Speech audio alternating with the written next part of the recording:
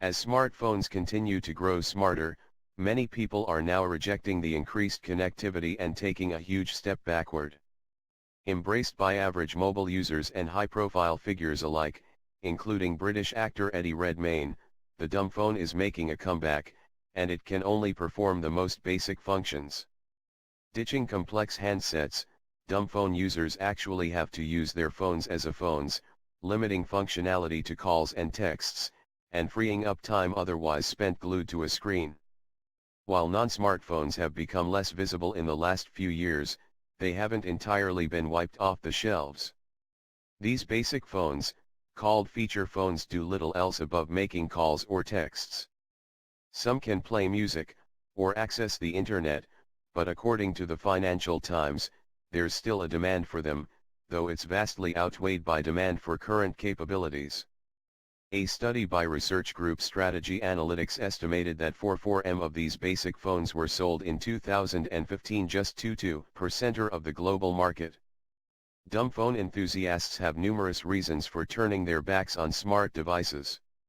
Many argue that smartphones are broken easily and can't hold a charge despite the steep prices, and the advanced capabilities are unnecessary for the average person. Actor Eddie Redmayne even reportedly made the leap, and is quoted as saying the move was a reaction against being glued permanently to my iPhone during waking hours.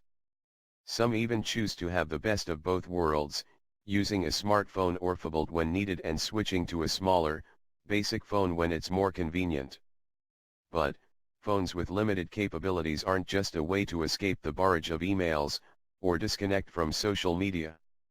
Basic phones are known to maintain their battery lives much longer, making them more reliable, and these types of phones are also commonly given to children and elderly people. They're durable, easy to use, and cheap to replace. Both Microsoft and Samsung still produce basic phones. The Nokia 215, a brand that's now owned by Microsoft, can hold its charge for 29 days, and the Nokia 515 can go to 38 days. Geared specifically for the elderly, phones like those produced by Doro have larger buttons, and Francisco Geronimo, research director for European mobile devices at IDC, tells the Financial Times that this type of device is becoming a niche opportunity.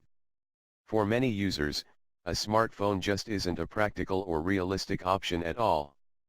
Using a smartphone in some countries in Africa, for instance, is not an option for many users, as it would require to charge it on a daily basis, Geronimo told FT. On the other hand, using a smartphone means little for users who cannot connect to a 3G network, either because they are not available or because the connectivity is extremely expensive.